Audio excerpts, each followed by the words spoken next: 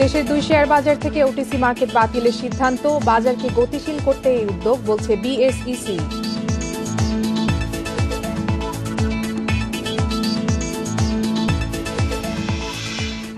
অনিয়মের অভিযোগে is of doing business প্রতিবেদন আর প্রকাশ করা হবে না, বিশ্ব ব্যাংকের সিদ্ধান্ত।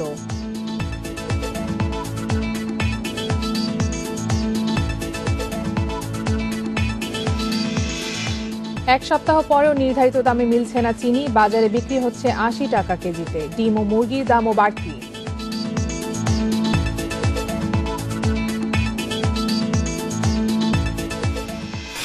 আমন্ত্রণ অর্থনীতি সারাদিন, আপনাদের সঙ্গে আছে আমি কপ্তিয়া মুমতাহানা। শুনছিলেন শিরোনাম, এবারে জানাবো বিস্তারিত।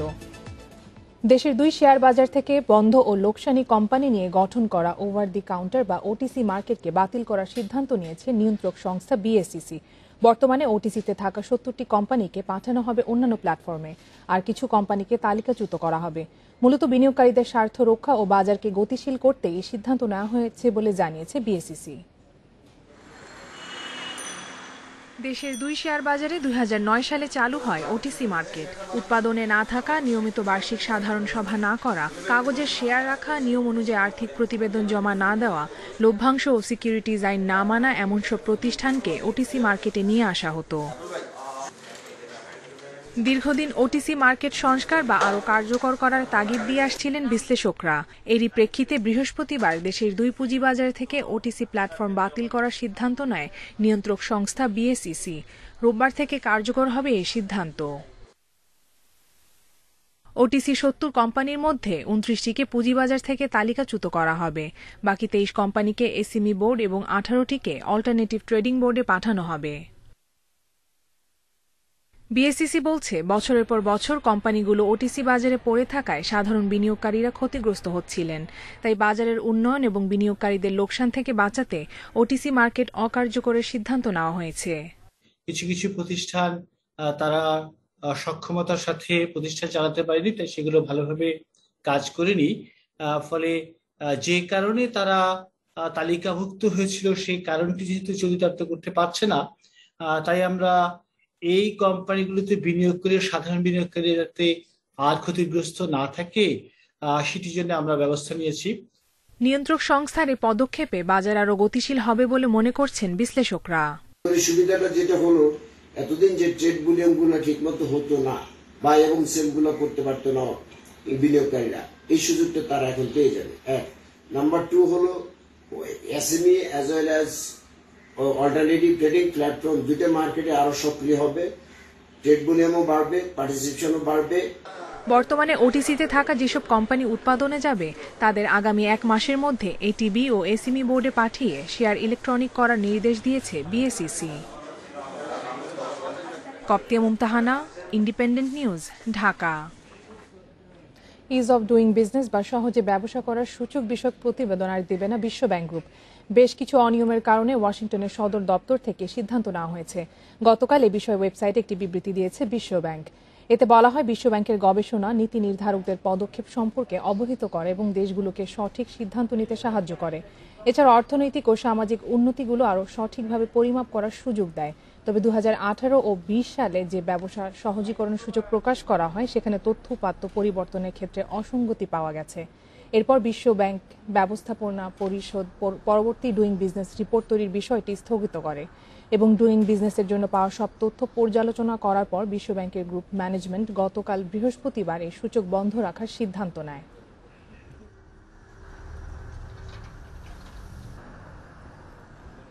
সরকারিভাবে চিনির দাম বেঁধে দেওয়ার 1 সপ্তাহ পরেও নির্ধারিত দামে বাজারে মিলছে না চিনি।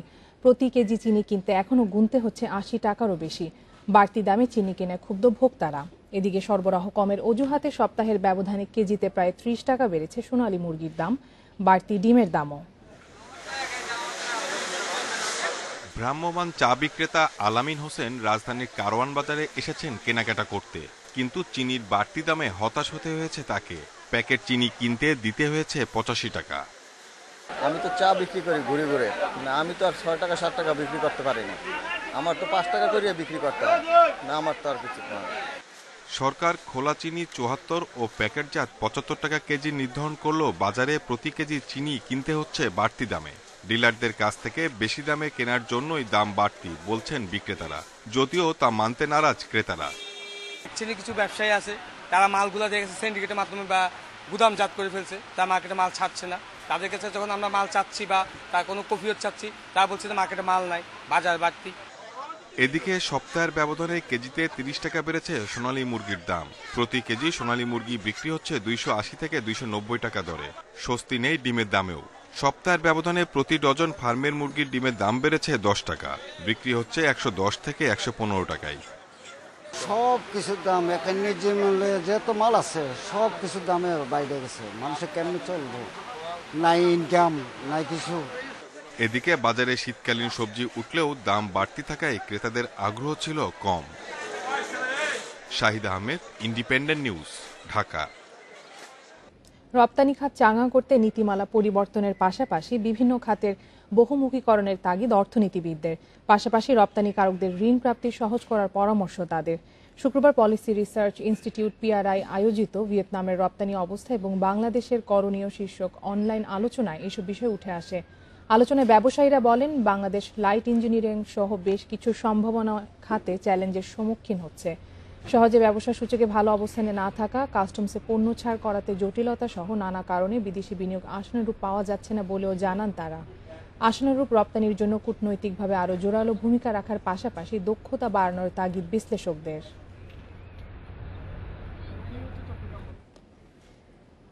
ভরা মৌসুমে নদীতে ইলিশের খরা। এদিকে 15 দিন পর নিষিদ্ধ হচ্ছে মা ইলিশ শিকার, অথচ এখনো আশানুরূপ মাছ আসছে না বাজারে।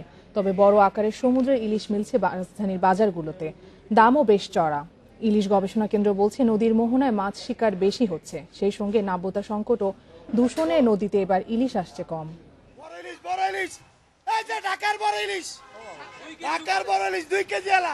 রাজধানীর কারওয়ান বাজারে প্রায় 2 কেজি ওজনের ইলিশের দাম হাঁকা হচ্ছে 2600 টাকা। বিক্রেতারা বলছেন, বড় আকারে এই ইলিশ ধরা পড়ছে সাগরে আর ঢাকায় আসছে বরিশাল থেকে। বর্তমানে বাজারে 1.5 থেকে 2 কেজি ওজনের ইলিশের যোগান বেশি, তবে গত বছরের তুলনায় এবার মেঘনায় ইলিশ তেমন ধরা পড়ছে না, তাই নদীর ইলিশ কম। অনেকে বলে পদ্মা ইলিশ পাবে কোথায়? বরিশাল ডিস্ট্রিক্টে যদি ইলিশটা হয় ঢাকা আসে না। ঠিক আছে, ওই বরিশাল এলাকা পদ্মা আর এই মায়ানমার এলাকা পদ্মা, কিন্তু কাস্টমার ধোকা দেয়। গত বছরের থেকে এবছর একটু কম, তবে মাছের দামটা একটু গত বছর থেকে বেশি। মাছ তো এখন আস্তে আস্তে কমতেছে।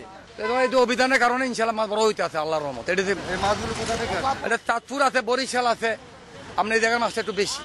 ইলিশ গবেষণা কেন্দ্রের প্রধান বৈজ্ঞানিক কর্মকর্তা বলছেন, মৌসুমে ডিম ছাড়তে সেপ্টেম্বরে সমুদ্র থেকে নদীর মোহনায় প্রবেশ করে মা ইলিশ, কিন্তু এই পথে আগের তুলনায় বেড়েছে জালের সংখ্যা, তাই সমুদ্র থেকে মিঠা পানিতে আসতে বাধা পাচ্ছে মাছ। সেই সঙ্গে মেঘনা ও পদ্মা অববাহিকায় নাব্যতা ঘাটতি ও দূষণে কমছে নদীর ইলিশ। প্রধান নদ নদীতে তারা খুব কম আসছে, এখনো কম আসছে, যেটা অবশ্যই একটু শঙ্কার বিষয় আছে, যেখানে তীব্র নাব্যতা সংকট এবং ক্ষেত্র বিশেষে দূষণ কাজ করছে এবং কিছু বৈধ অবৈধ জালও এত পরিমাণে এই মোহনা তাদের চলাচলের পথের এই অঞ্চলে থাকে, যে জন্য তারা অনেকখানি বাধাগ্রস্ত হয়। এবছর ইলিশ উৎপাদনের লক্ষ্যমাত্রা 6.25 লাখ মেট্রিক টন, এর মধ্যে ধরা পড়েছে প্রায় 5 লাখ মেট্রিক টন। মা ইলিশ রক্ষায় আসছে আশ্বিনের মাঝামাঝি থেকে মধ্য কার্তিক পর্যন্ত বন্ধ থাকবে মাছ শিকার। Shahriar Anirban, independent news, Dhaka. করোনার সময় চাকরিচ্যুত বা পদত্যাগে বাধ্য হওয়া ব্যাংক কর্মীদের চাকরিতে পুনর্বহালের নির্দেশ দিয়েছে বাংলাদেশ ব্যাংক। বৃহস্পতিবার ব্যাংক কর্মীদের ছাঁটাই বন্ধে নতুন নির্দেশনা দিয়ে প্রজ্ঞাপন জারি করা হয়েছে। এতে বলা হয়, এখন থেকে নির্দিষ্ট ও প্রমাণিত অভিযোগ ছাড়া কর্মীদের চাকরিচ্যুত করা যাবে না। কেন্দ্রীয় ব্যাংক বলছে, সম্প্রতি নির্দিষ্ট কোনো অভিযোগ না থাকার পরও শুধু লক্ষ্যমাত্রা অর্জন না করা বা অদক্ষতার অজুহাতে কর্মকর্তা কর্মচারীদের চাকরিচ্যুত করা হচ্ছে ও চাকরি থেকে পদত্যাগে বাধ্য করা হচ্ছে, যা কেন্দ্রীয় ব্যাংকের নির্দেশনার পরিপন্থী। এছাড়া 2020 সালের 1 এপ্রিল থেকে চলতি বছর 15 সেপ্টেম্বর পর্যন্ত যেসব কর্মকর্তা কর্মচারীদের চাকরিচ্যুত করা হয়েছে বা পদত্যাগ করেছেন, তাদের তথ্য আগামী 30 সেপ্টেম্বরের মধ্যে পাঠাতে বলা হয়েছে।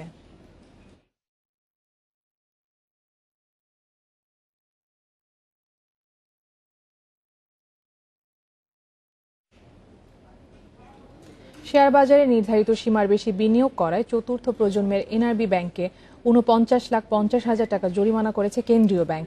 বৃহস্পতিবার ব্যাংকের ব্যবস্থাপনা পরিচালকের কাছে এই সংক্রান্ত একটি চিঠি পাঠিয়েছে বাংলাদেশ ব্যাংক। চিঠিতে বলা হয়, পুঁজিবাজারে পাইওনিয়ার ইন্স্যুরেন্স কোম্পানির শেয়ারে বিনিয়োগের ক্ষেত্রে ব্যাংক কোম্পানি আইনের ধারা লঙ্ঘন করায় এনআরবি ব্যাংকের ব্যাখ্যা গ্রহণযোগ্য হয়নি, যার কারণে মোট ৪৯,৫০,০০০ টাকা জরিমানা করা হয়েছে। পত্র দেওয়ার তারিখ থেকে ৩ দিনের মধ্যে বাংলাদেশ ব্যাংক মতিঝিল অফিসে রক্ষিত হিসাবে জরিমানা জমা দেওয়ার জন্য নির্দেশ দিয়েছে কেন্দ্রীয় ব্যাংক। যথাসময়ে জরিমানার অর্থ পরিশোধে ব্যর্থ হলে এনআরবি ব্যাংকের চলতি হিসাব থেকে বিকলনের মাধ্যমে জরিমানার টাকা আদায় করা হবে।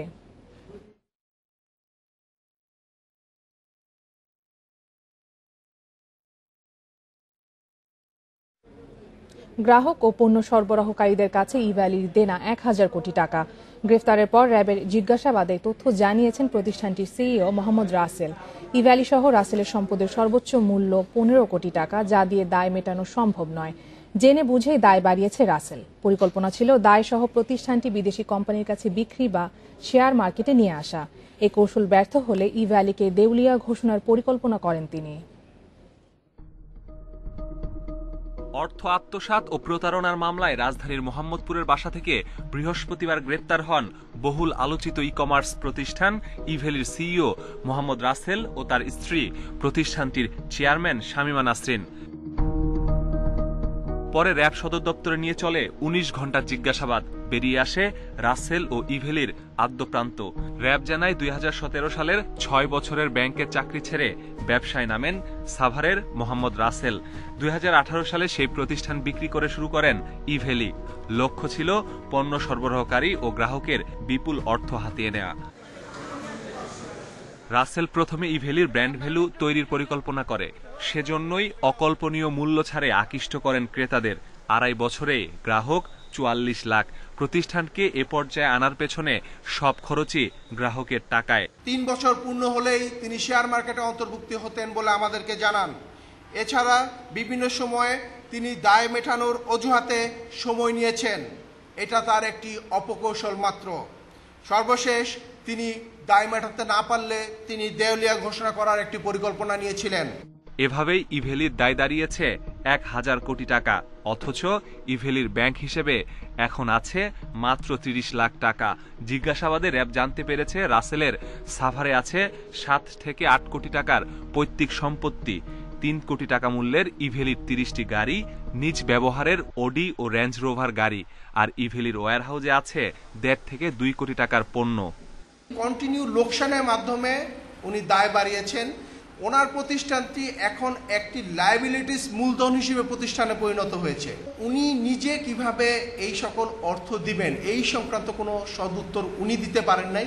গ্রাহকের টাকা ফেরত দেওয়ার ব্যবস্থা করতে সংশ্লিষ্ট সংস্থাকে উদ্যোগ নিতে আহ্বান জানিয়েছে RAB. Masudur Rahman, independent news, Dhaka. এদিকে ই-ভ্যালির সিইও মোহাম্মদ রাসেল ও তার স্ত্রী শামীমা নাসরিনের ৩ দিনের রিমান্ড মঞ্জুর করেছে আদালত। ঢাকা মুখ্য মহানগর হাকিম আদালত ২২-এর বিচারক আতিকুল ইসলাম তাদের রিমান্ড মঞ্জুর করেন। অর্থ আত্মসাতের মামলায় বেলা ২:৩০টার দিকে গুলশান থানা পুলিশ তাদের আদালতে হাজির করে ১০ দিনের রিমান্ডের আবেদন করে। পরে শুনানি শেষে আদালত দুজনের ৩ দিন করে রিমান্ড মঞ্জুর করে। শুনানিতে রিমান্ড চলাকালে উচ্চ আদালতের নির্দেশনা মেনে চলতে পুলিশকে নির্দেশ দেওয়া হয়। এর আগে বৃহস্পতিবার রাতে রাসেল ও শামীমা নাসরিনের বিরুদ্ধে অর্থ আত্মসাতের অভিযোগে গুলশান থানায় মামলা হয়। আরিফ বাকের নামে ই-ভ্যালির এক গ্রাহক মামলাটি দায়ের করেন। এই মামলা হওয়ার পর ওই দিন বিকেলেই রাসেলকে আটক করে র্যাব।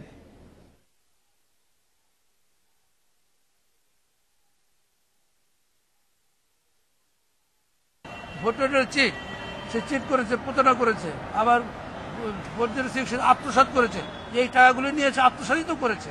কারণ আত্মসাৎ যদি করে থাকে, চিট করে থাকে, তাহলে সেক্ষেত্রে ক্রিমিনাল লায়াবিলিটি আছে। অথবা এখানে সিভিল ন্যাচারের মামলা নাই। এবং আমরা রিমান্ড বাতিল পূর্বক দুইজনের পক্ষে জামিনের জন্য আমরা এখানে আবেদন করেছি।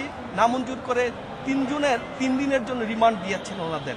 আমাদের এখানে আর্গুমেন্টটা ছিল যে উনি যদি বের হতে না পারেন, এই সিইও বলেন, চেয়ারম্যান বলেন, তারা যদি জেলখানা থেকে বের হতে না পারেন, তাহলে এই লায়াবিলিটিগুলো ওনারা অ্যাডজাস্ট করবে কিভাবে। আফগানিস্তানে অর্থ সহায়তা কার্যক্রম স্থগিত রাখার সিদ্ধান্ত বহাল রেখেছে আন্তর্জাতিক মুদ্রা তহবিল IMF। তালেবান সরকার আন্তর্জাতিক সম্প্রদায়ের স্বীকৃতি না পাওয়া পর্যন্ত এই সিদ্ধান্ত বহাল থাকবে। আফগানিস্তানের অর্থনৈতিক পরিস্থিতি নিয়ে খুবই উদ্বেগে রয়েছে IMF। দেশটির মানবিক সংকট সমাধানে আন্তর্জাতিক সম্প্রদায়কে এগিয়ে আসার আহ্বান জানিয়েছে সংস্থাটি। আইএমএফ-এর মুখপাত্র জেরি রাইস জানান, গত মাস থেকে আফগানিস্তানে তাদের কার্যক্রম বন্ধ রয়েছে। গত 15 আগস্ট দেশটির ক্ষমতা দখল করে তালেবান বাহিনী। সংগঠনের শীর্ষ নেতাদের নিয়ে সম্প্রতি সরকার গঠন করে তালেবান।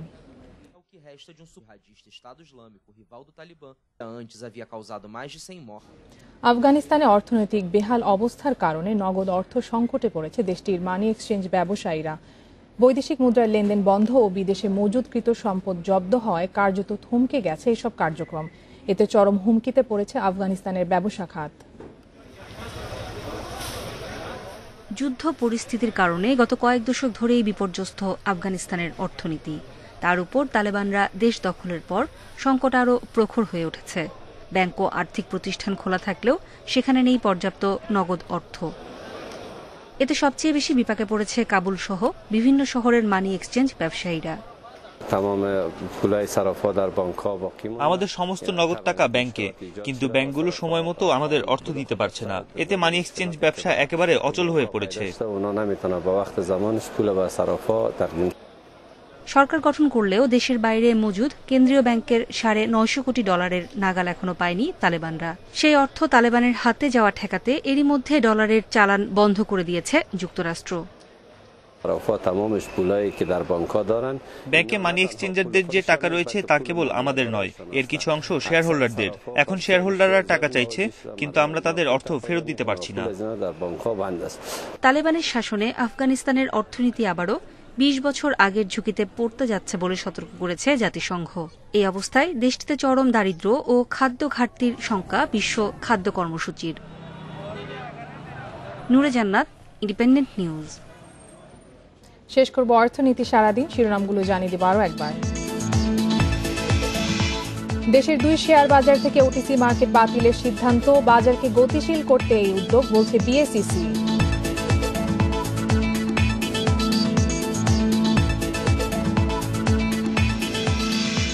অনিয়মের অভিযোগে ইজ অফ ডুইং বিজনেস প্রতিবেদন আর প্রকাশ হবে না, বিশ্বব্যাংকের সিদ্ধান্ত।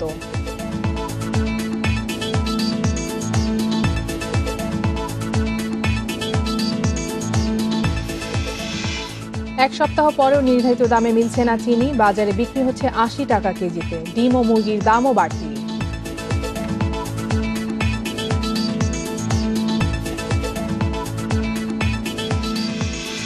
এই ছিল আজকের অর্থনীতি সারাদিনে। ইন্ডিপেন্ডেন্ট টেলিভিশনের সব খবর আরও জানতে চোখ রাখুন ফেসবুক, ইউটিউব এবং টুইটারে। আমন্ত্রণ আমাদের পরের আয়োজনে।